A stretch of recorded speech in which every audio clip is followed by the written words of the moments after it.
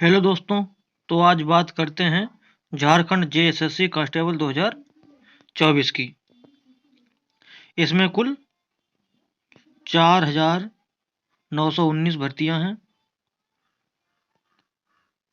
जो 22 जनवरी 2024 से प्रारंभ है और इसकी लास्ट डेट अप्लाई करने की लास्ट डेट 21 फरवरी 2024 है और फीस जमा करने की लास्ट डेट 23 फरवरी, फोटो अपलोड करने की 25 फरवरी और करेक्शन डेट जो है 26 से 28 फरवरी के बीच है। अब बात करते हैं इसकी योग्यता के बारे में। तो झारखंड जेएसएससी कांस्टेबल 2024 की योग्यता के बारे में क्लास 10th मैट्रिक होना अनिवार्य है और वो भी किसी भी बोर्ड से होना अनिवार्य है। बात करते हैं हाइट की। तो हाइट के लिए मेल 160 सेंटीमीटर, फीमेल की हाइट 148 सेंटीमीटर होनी चाहिए। मेल का जो चेस्ट है वो 81 सेंटीमीटर होना चाहिए। अगर रनिंग की बात करें तो मेल के लिए 10 किलोमीटर 60 मिनट में तथा फीमेल के लिए 5 किलोमीटर 30 मिनट में है निकाली गई है। अब इसको हम ऑनलाइन करते हैं। तो ऑनलाइन करने के लिए सबसे पहले आपको जाना पड़ेगा नीचे अप्लाई ऑनलाइन पे, क्लिक हियर पे करना होगा। तो इसको करने के बाद में हमारा कुछ इस तरह का इंटरफेस खुलता है। इसमें अप्लाई ऑनलाइन पे हम क्लिक करते हैं।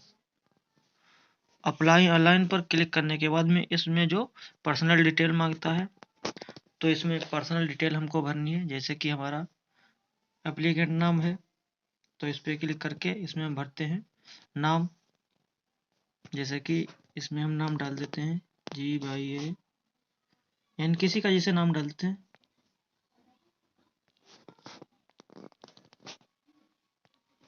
नाम हो गया। इसमें लास्ट नेम जो होता है वो डाल देते हैं। इसके बाद में एप्लीकेंट का पूरा नाम डाल देते हैं।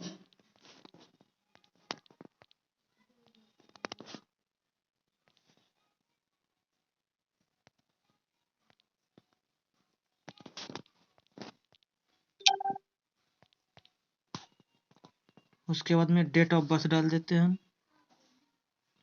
एप्लीकेंट की जो भी डेट ऑफ बर्थ हो वो डाल देते हैं हम।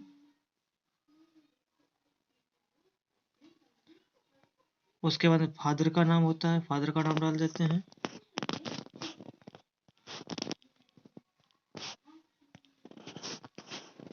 उसके बाद मदर नेम,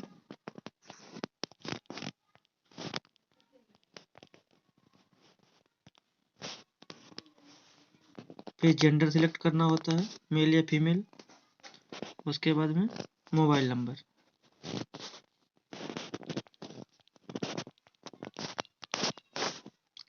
फिर मोबाइल नंबर कंफर्म करना होता है।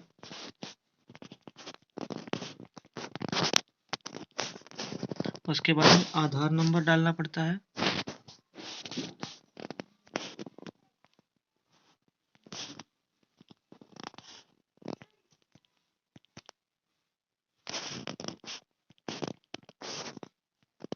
उसके बाद में ईमेल आईडी कंफर्म करना होता है, ईमेल आईडी। नेशनलिटी सिलेक्ट करना होता है, इंडियन। विजुअल आइडेंटिफिकेशन, अगर आपके पास आपके हाथ में जैसे कोई कटा हो या कोई निशान हो उसके लिए होता है तो इसमें हम कर देते हैं नो कट।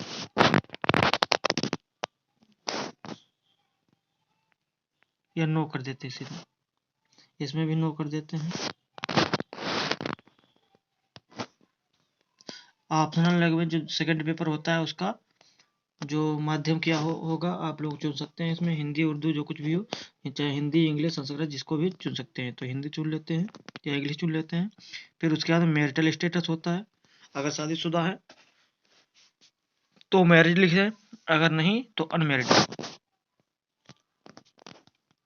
उसके बाद में वैकेंसी टाइप होती है रेगुलर, बैकलॉग या बहुत दोनों, जिससे हम आप अप्लाई करें उसको सिलेक्ट करें। जैसे रेगुलर सिलेक्ट कर देते हैं।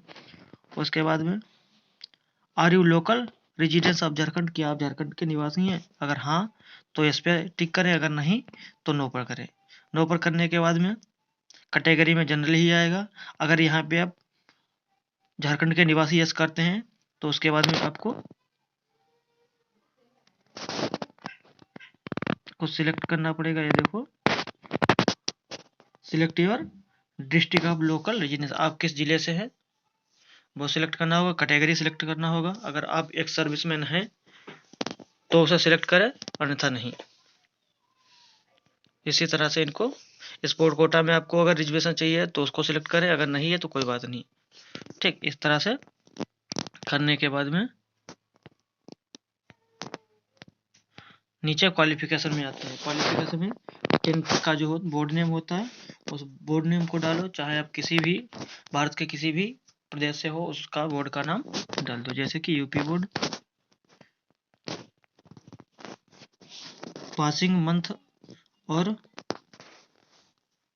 सन होने चाहिए, कब आपने हाई स्कूल पास किया था।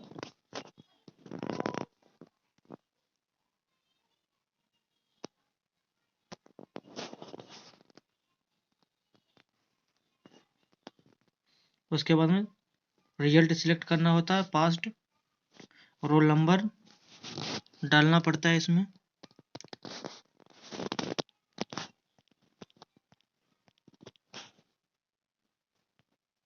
रोल नंबर डालने के बाद में जो जितनी परसेंटेज होती है उसको डालना होता है।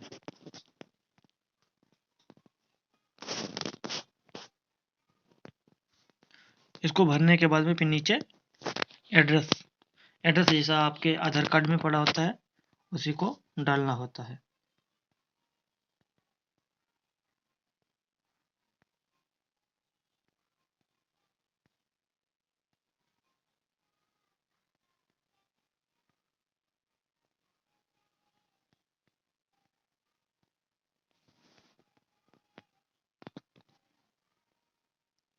सिटी विलेज टाउन, इसमें से कुछ आप सिलेक्ट कर लेते हैं।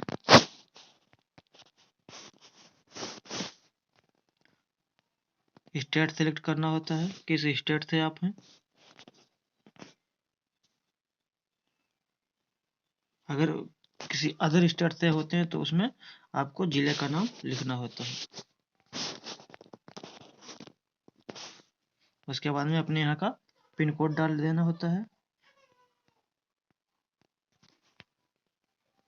अगर आपका एड्रेस सेम है तो परमानेंट एड्रेस सेम है तो सेम पर टिक कर दिया, अगर नहीं है तो दूसरा भी इसमें भर देना होता है। इस तरह करने के बाद में आपको प्रीव्यू या सबमिट पे क्लिक करना होता है। जब प्रीव्यू और सबमिट पे क्लिक करोगे तो कुछ इस तरह का इंटरफेस खुलेगा। इसमें आप देख सकते हैं कुछ गलत है या नहीं है। अगर गलत लगे तो आप यहाँ से एडिट कर सकते हो, अगर सब सही है तो इसमें टिक करके कैप्चा कोड भर के सबमिट कर देना होता है। तो कैप्चा कोड भर देते हैं इसमें।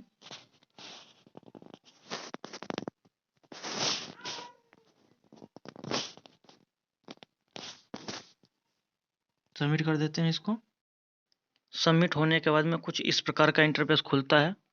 इसमें जो ऊपर नाम लिखा होता है, नीचे योर रजिस्ट्रेशन नंबर ये लिखा होता है। ठीक, इसको कॉपी करने के बाद में फिर इसको लॉगिन करने के लिए कम से कम 24 घंटे का हमें वक्त लगता है। 24 घंटे के बाद में ही ये वेबसाइट हमें आगे प्रोसेस करने की अनुमति देता है। तो 24 घंटे के बाद में हम फ़ोटो और फीस कटवाएंगे, उसी में फ़ोटो अपलोड होगा। इसके लिए आप हमारे इस दूसरे पार्ट को देखने के लिए तैयार रहें।